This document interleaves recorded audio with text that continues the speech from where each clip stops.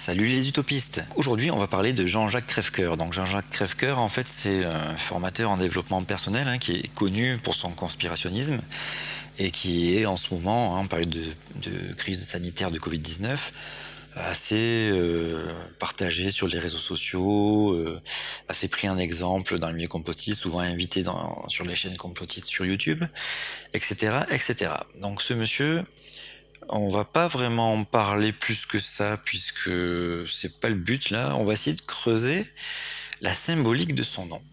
Donc la symbolique des chiffres derrière son nom, puisque c'est quand même quelque chose de vachement intéressant à creuser. On va voir si on trouve quelque chose. Donc là, j'ai fait en fait tout simplement une petite base de travail. Donc j'ai posé son nom, Jean-Jacques Crèvecoeur.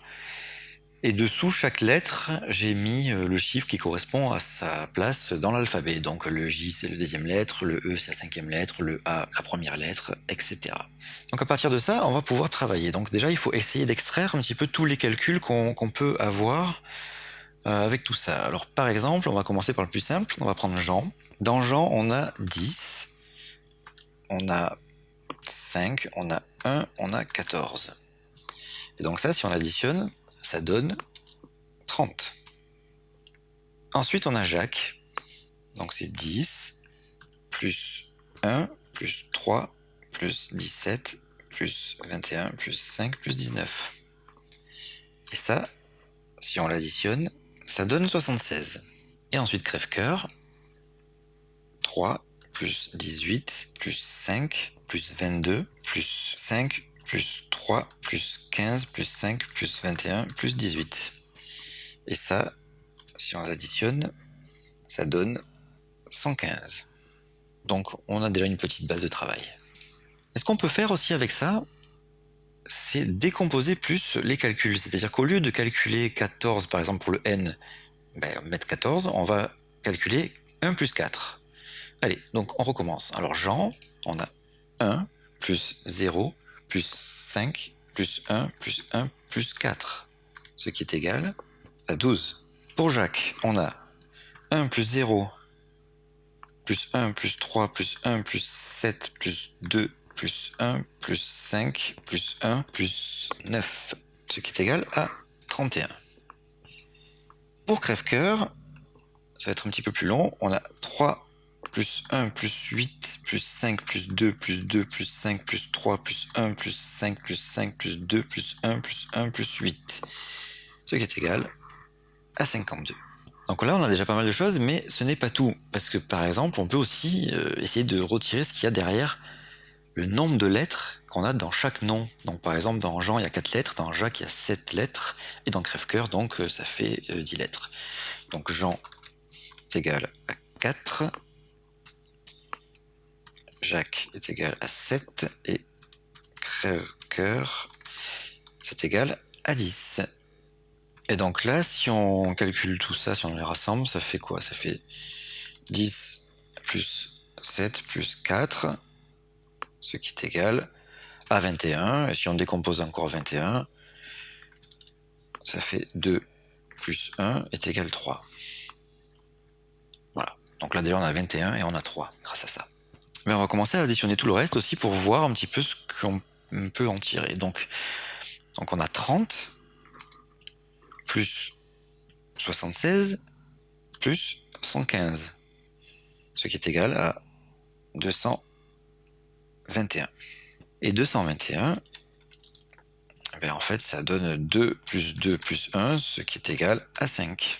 Pour l'étape suivante, ça va être un peu différent, puisque pour ici, en fait, on avait une décomposition de chaque chiffre, on va décomposer. Donc on avait 12, donc c'est 1 plus 2, donc ça fait 3, donc on a 3 plus 3 plus 1, ça fait 4, et après 5 plus 2, ça fait 7, plus 7.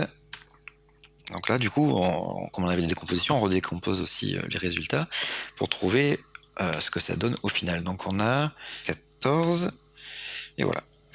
On pourrait redécomposer encore, mais comme c'est déjà très décomposé, on va rester comme ça. En fait, ce qu'on a commencé à faire là, c'est une sorte de calcul total. C'est-à-dire qu'on a calculé en fait la première ligne qu'on a fait là, donc 30 plus 76 plus 115, donc on a vu 221 qui donne 5. Ensuite, on a décomposé ces calculs ici de la deuxième ligne. Donc on a vu que ça donnait 3. On va maintenant faire des calculs avec ces chiffres-là, avec ces résultats. Donc on avait par exemple donc le 14, qui est le plus grand chiffre qu'on a trouvé, puisqu'on avait trouvé donc 3, on a trouvé 5, on a trouvé 14. Donc on va prendre 14, on va enlever les autres chiffres, puisque 14 c'est le plus grand, donc on enlève les autres. Donc 5 moins 3. Donc 14 moins 5 ça fait 9, et moins 3 ça fait 6. Du coup là on a un premier chiffre, donc le 6, que je vais mettre plus gros et en rouge pour qu'on se souvienne que c'est un chiffre important pour comprendre ce qu'il se cache derrière le nom de monsieur Jean-Jacques Crèvecoeur. Donc ce qu'on va faire aussi, c'est qu'on va essayer de décomposer les résultats de la première ligne. Puisque ces résultats-là, on ne les avait pas décomposés à la base, puisque c'était pas des calculs décomposés.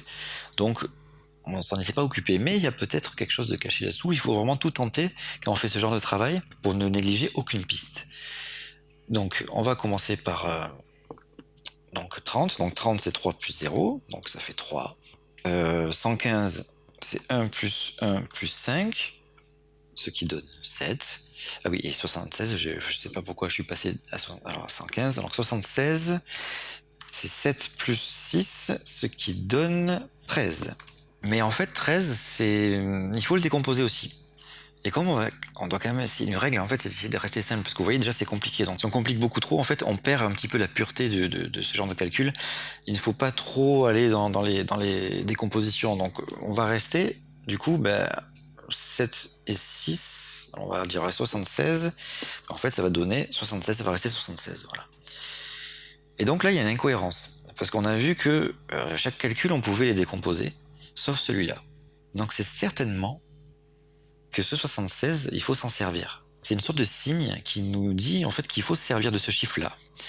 Donc le 76, on va le garder tel quel qu'on a dit, et on va soustraire les deux autres, donc 7 moins 3. Donc c'est égal. Alors 76 moins 7, ça fait 69, et donc moins 3, ça fait 66. Dans ce chiffre caché, donc le 66, on peut dorénavant considérer que lui aussi c'est un chiffre important. Et donc on va le mettre à côté. Et qu'est-ce qu'on a? Un chiffre que vous connaissez certainement. Et moi je pense que vu tout ce qu'on a fait, on a vraiment creusé le nom de monsieur Jean-Jacques Crèvecoeur. On l'a creusé, on l'a décortiqué. On a vraiment essayé de trouver tout ce qu'il pouvait cacher. Et maintenant on a trouvé. On a trouvé 666. Moi je pense quand même que là, c'est inquiétant. Donc merci d'avoir regardé cette vidéo. Évidemment c'est une blague, ce n'est pas sérieux du tout. J'ai vraiment décortiqué à fond. Vous voyez qu'en fait c'est super compliqué. En général on fait des trucs beaucoup plus simples. Là vraiment pour trouver 666 j'ai vraiment dû galérer. Mais j'ai essayé quand même de garder une sorte de cohérence. J'espère vous avoir un petit peu embrouillé le cerveau. Donc si j'ai fait en fait ce calcul-là, c'était en référence à une vidéo que monsieur Jean-Jacques Crèvecoeur a fait, et où il décortique donc les jours, les heures du pass sanitaire, de l'annonce du pass sanitaire, et où il trouve le 666, le fameux 666.